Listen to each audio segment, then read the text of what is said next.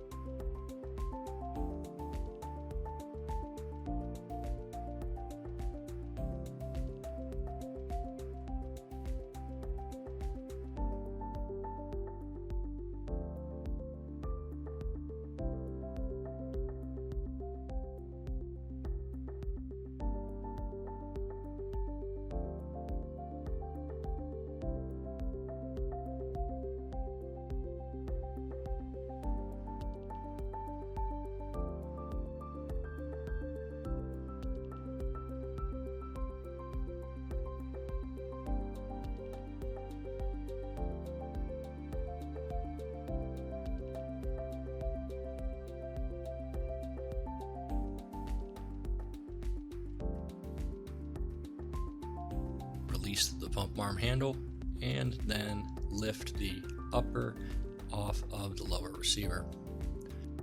You can then remove the pump handle as it simply slides over the top of a pin and set it aside. Now we're going to begin removing the rear breech block. First, the lower two screws, we want to break them loose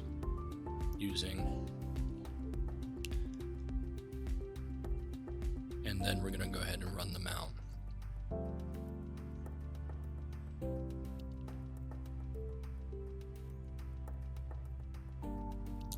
Again, using a square end of the Allen key to break it loose. This is going to prevent any chance of damaging the hardware as we remove it from these locations.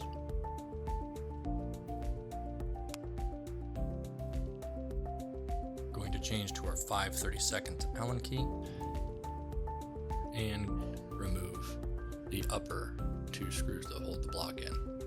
Once again, breaking them loose with the square end and then running them out with the longer end of the wrench.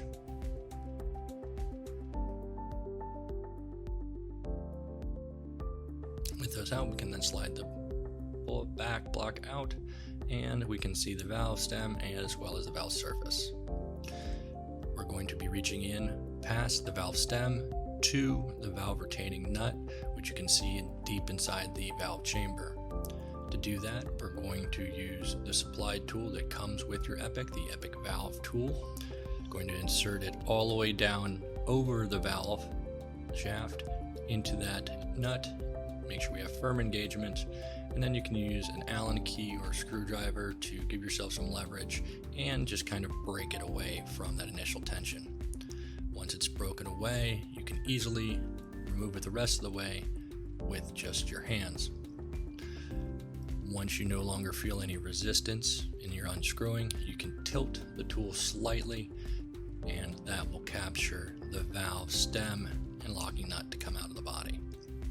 As you can see, it's all going to come out here as one piece.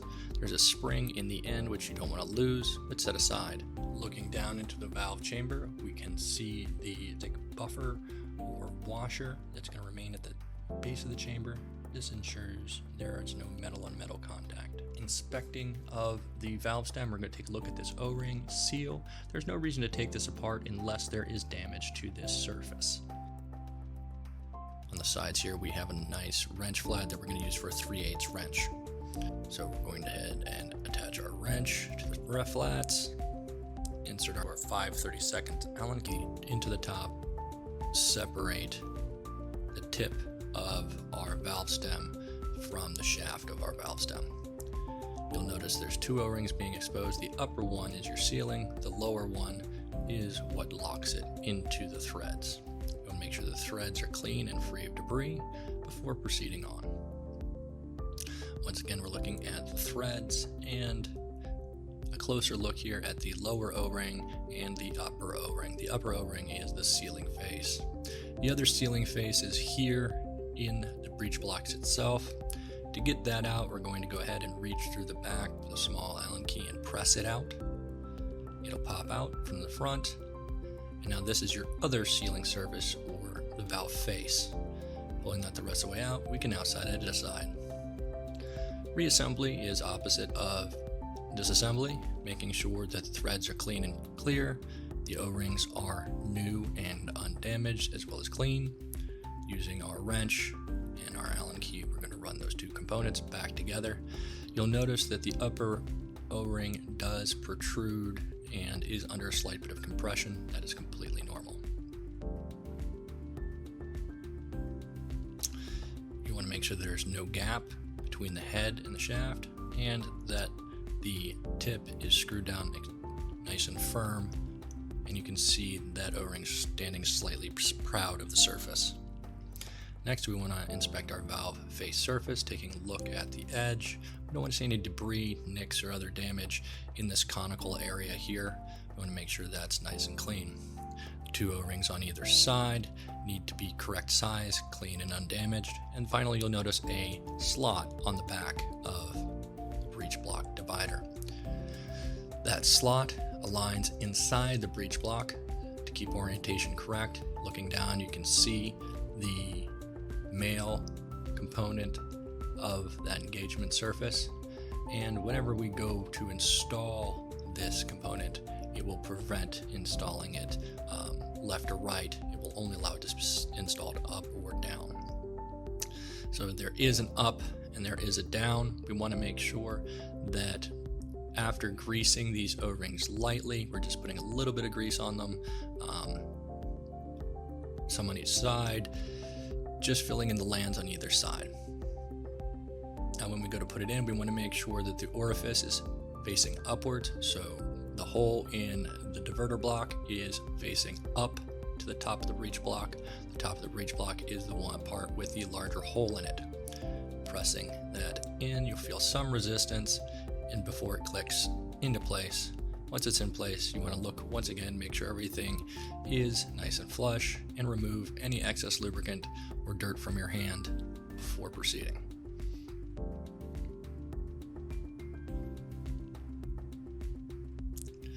Lubricating the outer O-ring on the breech block is necessary prior to install, but we also want to make a quick inspection to ensure that it's not clipped or damaged, as it can cause a leak.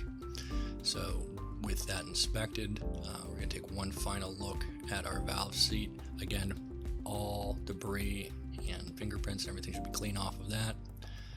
Wipe our grease around the outer black O-ring on the outside of the breech block. Moving on. The valve does move back and forth, much less than I'm demonstrating here. However, we do want to go ahead and introduce some passive lubrication to the O-ring on this shaft. This O-ring generally will not be damaged or need replaced. However, it is important to make sure it's properly lubed. So we're going to simply run the retaining nut over it a few times just to make sure we have appropriate lubrication on the inside and outside of that nut. Wiping the excess grease on the outer O-rings will ensure that it seals properly to the body once reinstalled. Good, once again, making sure that it goes over. And then finally, we look at this back face here. We want to make sure that the O-ring itself is lubricated and not this face. So the final O-ring that we're going to lubricate here is on the head of the piston shaft, on the silver component, as it separates from the other silver component with a bolt on it. Just want to wipe around that O-ring. Again, just filling the crevices on either side of the O-ring. And making sure that flat surface is nice and clean. Before reinstalling, we're going to drop our spring back into our piston base. Our valve base. Into the valve shaft, we put the spring, and then we put the entire valve assembly inside our tool facing upwards. You can see in the tool it has a engaging face for the nut, so we want to slide it over the nut and have the whole valve assembly vertical when we install it into the valve body of the rifle, so that it is square with the threads and that O-ring stays captured. You're going to press until you feel a small click, start to turn. You should not feel any significant resistance other than the turning of the threads. If you do feel it start to cross set or become difficult, you will want to stop and try again. You should be able to run it almost all the way in just with your fingers, and then your final snug into position can be done again with either a screwdriver through the handle or an Allen key, just to give yourself that small bit of extra leverage. You're not going for a heavy amount of torque here, you just want to make sure that it is snug.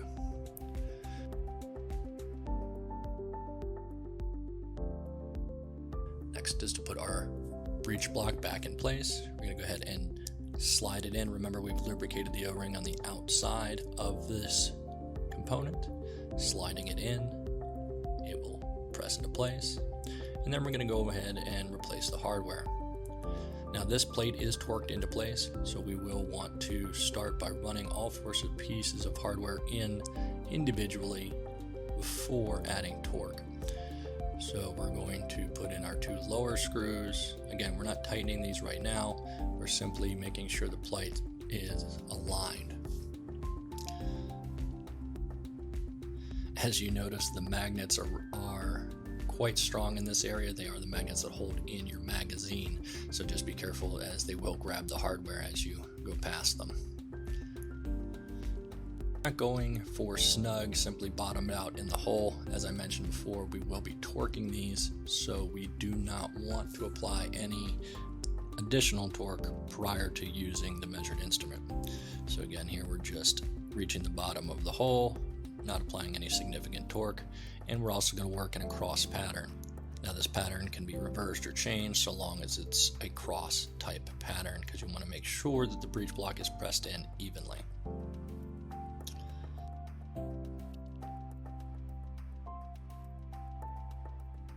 We'll now take our torque wrench, and using a 3/16 bit, we're going to put 10 foot-pounds of torque on our lower hardware. You can vise the rifle, or in this case just hold it by hand. We're going to then put our 5/32 bit on and put 6 foot-pounds of torque on the upper bolts. We're going to then switch back to our 3/16 on our lower, again 10 foot-pounds, and then finally we will move up to our last bolt, the upper one being 5/32 and receiving 6 foot-pounds of torque. With those torqued into place, we can now move on to reassembly. If your cocking rod came off, you want to go ahead and put it right back in place, lower the body on, and slide into rear position. We can now check pump handle function and go ahead and reinstall our shoulder brace or our shoulder pad assembly. Noting the 2 bolts that secure it, go ahead and slide that into place. Once again, we will be using a 5/32 Allen key to run those 2 screws in. You may need to slide the component a little bit forward and back to get into place, and snug up left and right independently.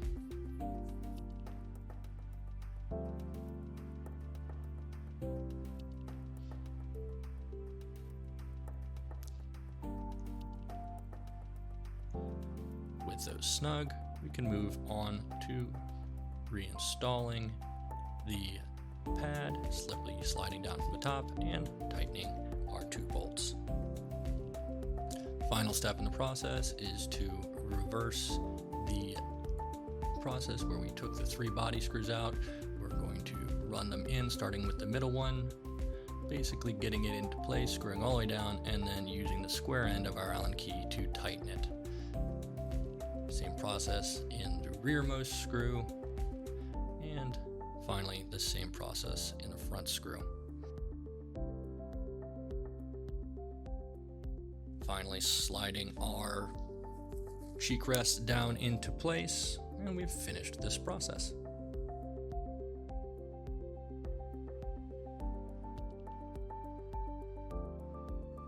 Thank you for joining us. Follow us on YouTube for more technical and exciting videos.